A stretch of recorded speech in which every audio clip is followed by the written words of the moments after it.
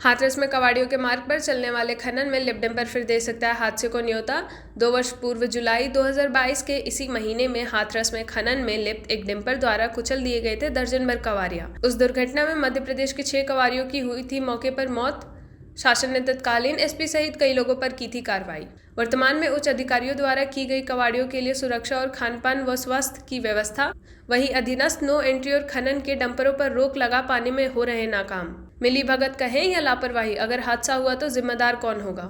Sir, सावन का महीना चल रहा है, कांवड़ यात्रा चल रही है, लेकिन देखा ये जा रहा है कि दिन हो या रात हो, अवैध खनन में लिप्त, चाहे वो गिट्टी के ट्रक हों, डंपर हों या बालू मोरंग के हों या मिट्टी के हों, ये कांवड़ियों के जो रूट हैं उन पर निर्भय होकर चल रहे हैं। इन पर कहीं कोई रोक टोक नहीं लगाई जा रही है, नो एंट्री के बावजूद भी।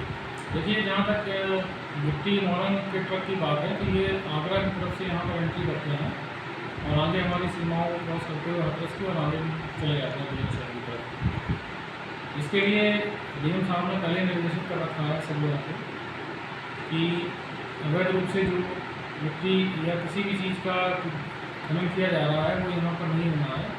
जो आगरा वाले ट्रक आते हैं उनके लिए हम लोग नियमित कार्रवाई कर रहे हैं, रात में भी उनको चेक करते हैं और बॉर्डर पर भी उनको चेक किया जा रहा है। ऐसा संज्ञान में नहीं आया है कि रात में कभी हो सकता है निकाल रहे हो, तो ये आप लोगों ने बताया है, इसको से चेक कराया जाएगा। कोई इस तरह का अगर इलीगल उसमें खनन के ट्रक लेकर आ रहा है तो ना आ पाए यहाँ पर।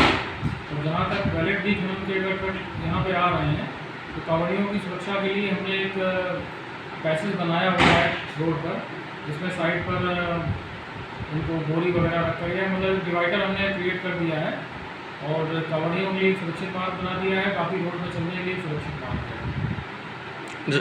2022 में सर ट्रक की जो आपने बात की है, एक मेरे पास जानकारी ये है कि एक व्यक्ति बाकी बिहारी इंटरप्राइजेस को जो है 3 माह के लिए 5 जून से लेकर और 2 सितंबर तक के लिए मिट्टी प्लाटों में भराव के लिए एक परमिशन मिली हुई है। इलाज रोड से वो मिट्टी लेकर के आ रहे हैं। जहाँ तक आपके द्वारा बताया गया है कि कांवड़ियों के व्यस्तम समय में अगर वो आ रहे होंगे तो निश्चित तौर पर उनको रोका जाएगा। कांवड़ियों की सुरक्षा हम लोगों की पहली प्राथमिकता है, उसके संग किसी भी तरीके का कोई खिलवाड़ नहीं किया जाएगा। 2022 में सर ऐसे ही खनन के एक टैंकर के द्वारा 1 दर्जन के लगभग कांवड़ियों को रौंद दिया गया था, जिसमें 6 की मौत हो गई थी और आधा दर्जन से ऊपर घायल थे। और देखा ये जा रहा है कि रात में वही मिट्टी के खनन के उनका टाइम कोई नहीं है और कांवड़ियों के रूट पर चल रहे हैं, तो रोक लगाने के लिए क्या आपके द्वारा कदम उठाए जाएंगे इन पर? देखिए, जो हमारे द्वारा डेडिकेटेड मार्ग उनको दिया गया है, उस मार्ग में हम बिल्कुल किसी भी तरीके की कोई गतिविधि हो उसको रोकने के लिए बिल्कुल संकल्प है और ये प्रयास किया जा रहा है कि उस मार्ग के बीच में किसी भी तरीके की कोई एंट्री ना कर पाए। और जहाँ तक अगर कोई इलीगल माइनिंग की अगर शिकायत है तो हम लोग उस पर लगातार कार्रवाई कर रहे हैं, आगे भी उस पर कार्रवाई जारी रहेगी।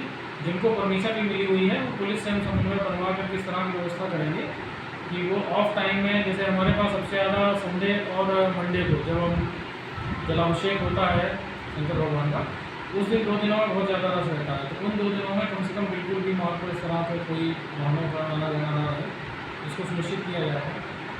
देखा जा रहा है इन पर नंबर भी नहीं है डंपरों पर ज़्यादातर पे। आपने बताया है, इसको चेक कराएंगे। वैसे मेरे पास जितनी भी परमिशन की गाड़ियाँ हैं उनके सबके नंबर के साथ हम उनको तभी परमिशन अलाउ करते हैं।